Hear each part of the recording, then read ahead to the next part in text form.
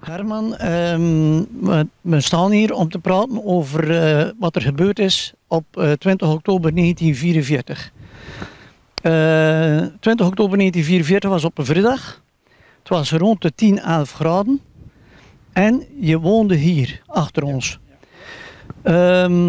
Dit was niet zomaar een plaats. Want wat was er hier allemaal? Ja, hier het was hier een grote cirkel, een beetje een ei-vorm van versperring. Aangelegd door de Duitsers. Dat was niet zomaar een rollig dat er lag. Nee, dat was zeker een meter of 5, 6 breed.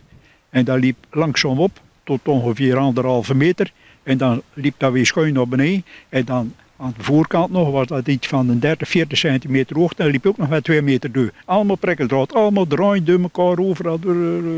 Ja. En dit was een soort grenspost?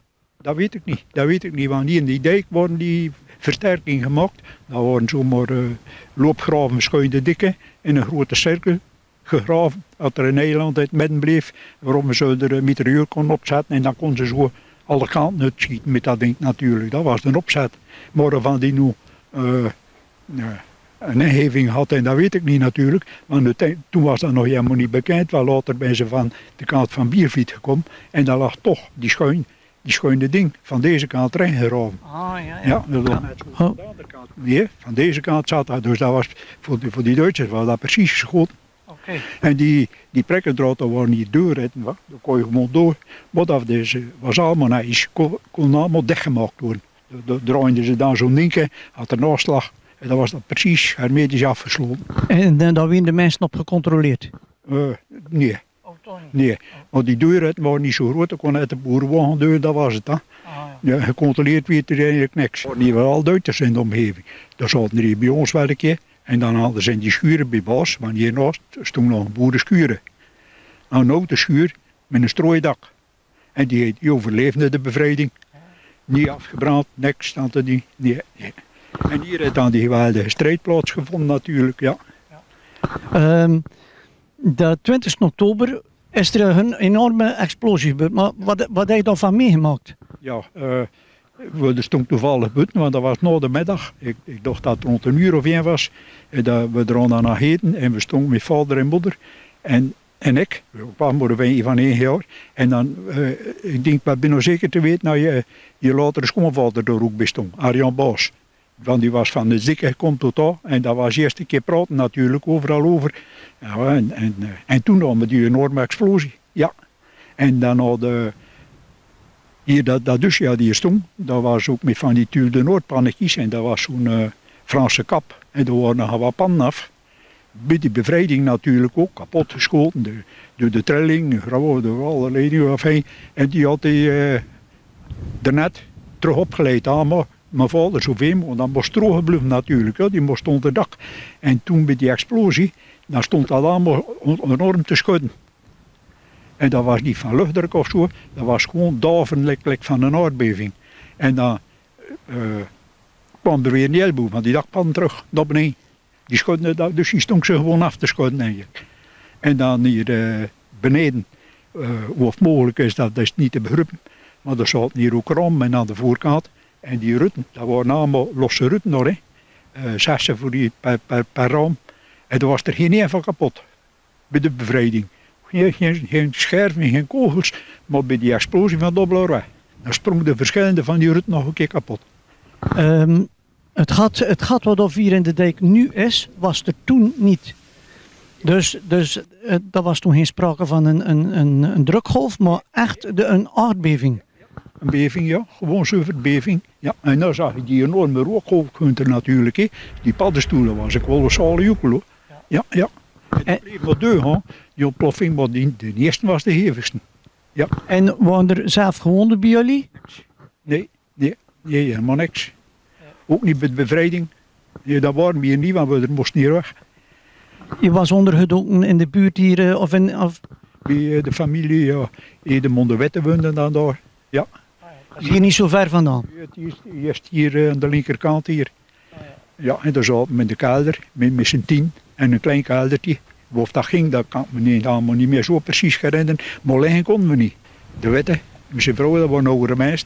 En dan de dochter, die was nog getrouwd met Ben. De latere commissie, belastingman. En die met 3 kinders. En dan wij met z'n 3. Ja. En ik weet wel, we zaten. Liggen, dat kon maar niet. Misschien aan mijn weg kon hangen of zo, dat kan ik me niet meer zo herinneren. Maar. En hoe lang heeft dat geduurd? Ja, een dag of 10, denk ik. Toch zeker wel. Ja. Herman, we hebben het zojuist gehad over de ontploffing. We hebben het gemeten, dit is 1,6 kilometer van de ontploffing vandaan, van de boerderij. Ja.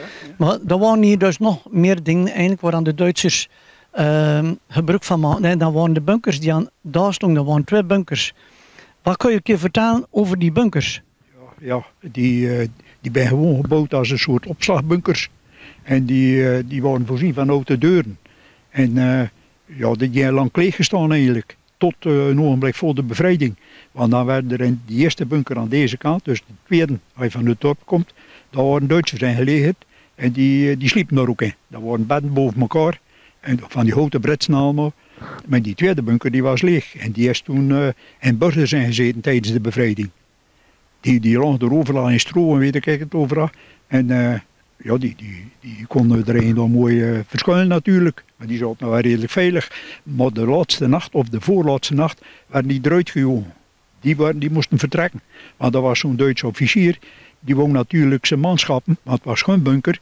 Die wou zijn manschappen daarin plaatsen die aan hier aan maar de strijd moesten gaan uitoefenen. En dus waarom die overal terechtgekomen zijn, dat weet ik niet. Maar mijn grootvader, die woonde hier op het eind van de dik. En met een ongetrouwde zoon. En die ben daar ook nog bij. En dat keldertje terechtgekomen daarbij, bij de Witte. En of dat precies gegaan is, dat weet ik niet. Maar het zat daar vol. Ja. En die kon er ook nog bij. Ja. Volbreektwetten. Ja. En die bunkers, die zijn naderhand ook nog gebruikt. Ja, als opslagbunker voor munitie. Maar daar lag hier overal munitie natuurlijk, ook overal. Heel de gemeente IJsendijken toen. Overal bij die boeren. En langs wegen en sloten. Ook een ontplofte bom. Dat werd allemaal verzameld. En dat is allemaal in die bunkers opgesloten. En volgens dat hebben ze dan het jaar erop en ze dat geruimd. Precies de datum weet ik niet meer. Maar volgens het archief in Oostberg ging het om ruim 69 ton. 69.000 kilo munitie. Dat zat al gewoon achter de deuren. Ongelooflijk eigenlijk, want als het zo ontploft. Heel veel opgesloten. En die eerste bunker, als je vanuit het dorp komt, die deuren die sloten niet goed. Daar stond altijd nog een eentje open. En daar hadden ze dan een kettingje doorgedaan met een hangslot aan. Dat zat wel veilig hoor. Dus dat moet ontploffen door die ene. Nou, de groot gedeelte van dat dorp ook nog eens plat geweest, denk ik. Ja. Maar niemand had op bestijstond natuurlijk. Ook die officieren niet, de gemeente niet. Nee hoor, dat kwam allemaal maar boven water met het opruimen van die, als dat geruimd is. Ja.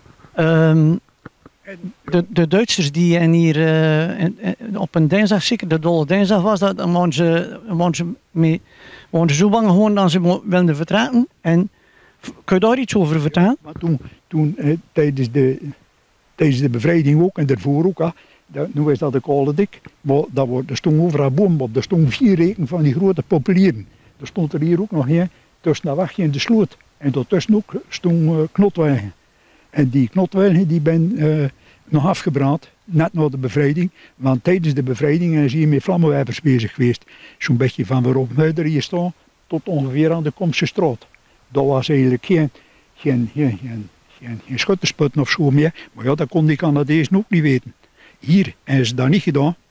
Maar daar weg, die tronken die ben dan later nog afgebrand. En ja, daar zaten dus onder die bescherming van die boom zaten altijd Duitsers en voertuigen en heel de Rondelse rotzooi. Ja, en heel, altijd geweten. Altijd militairen. Altijd stonden er bij wagens van het een of het ander. En toen ook op Dolle Dinsdag. Dat was dan 5 september 1944. Dan was er ook een beetje algemene paniek. Maar dan is hier op het einde van dat wegje de de schapen mee, nee. Hij is er nog een auto in brand gestoken, zelf gedaan, en een keukenwagen, een naaldgranaat ingegooid. Dat die niet meer onbruikbaar was. En overal lag de rommel uit auto's gegooid. Aanbaar als ze allemaal kwijt kon. En dat lagen ook, hier zo niet, maar bij buizen lagen er vooral. En hier ook wel, er lagen ook overal radio's tussen. En dat waren toch geen militaire radio's hoor. Dat waren er die aan mij voor verzameld te worden. Ja, confiskeerd. Ja, dat denk ik ja.